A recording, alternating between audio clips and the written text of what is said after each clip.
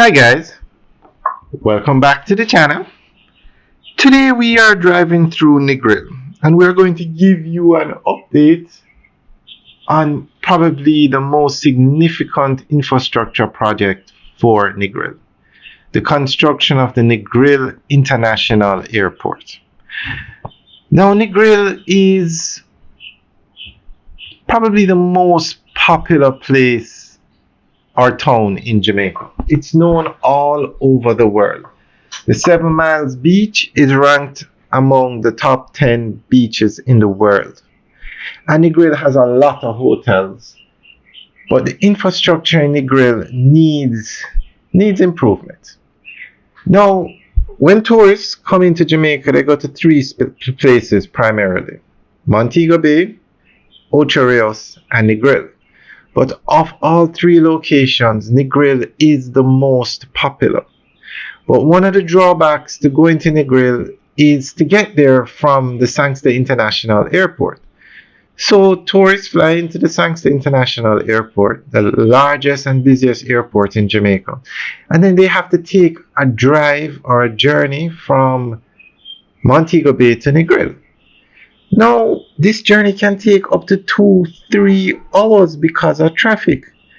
The road is built along the coast and it goes through the coastal towns, and these towns are old, the infrastructure is old, so you find, like Lucy, to go through the town can take up to an hour just because of traffic. So to alleviate this, the government proposed to build the Negril International Airport in Little London, Negril. They had wanted to build it at the site of the Negril Aerodrome, but the space available, because Negril is a developed area and because of the environmental impact, they wouldn't be able to build the runway long enough to accommodate a 737. And they made that mistake with the Ian Fleming International Airport, and it has come back. It has slowed down the progress of that airport. So they decided to go to Little London, which is about 15 minutes from the Negril town centre where we are now.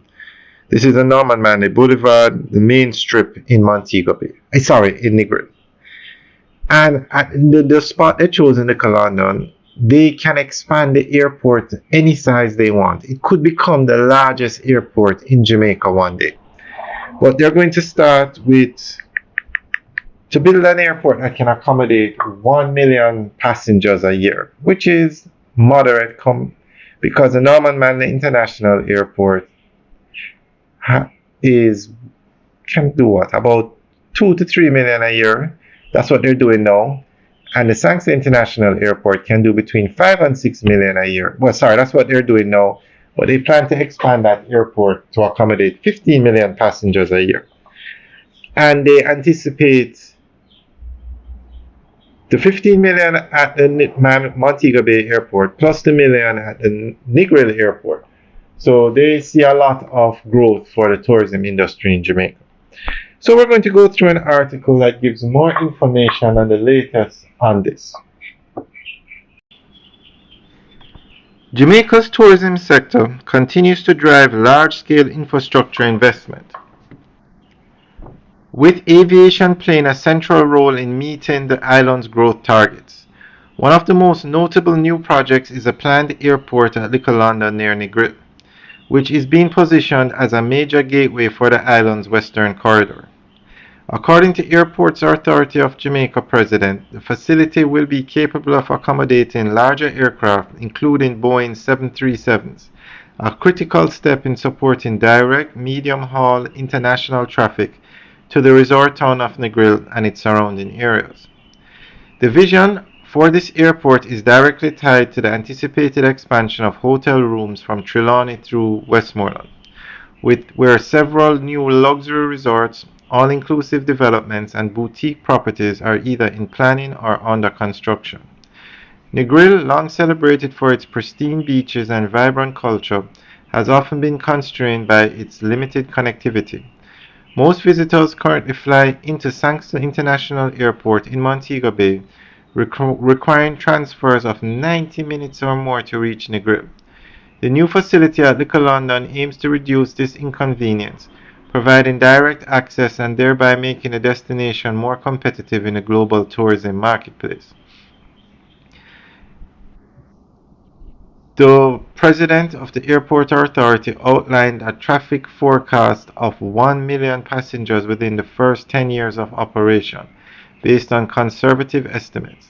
This projection reflects not only the current visitor demand but also the rapid hotel expansion expected across western Jamaica. The development of this airport is therefore not just about creating a transport hub, but about building the infrastructure backbone needed to sustain and grow tourism revenues in line with national economic goals.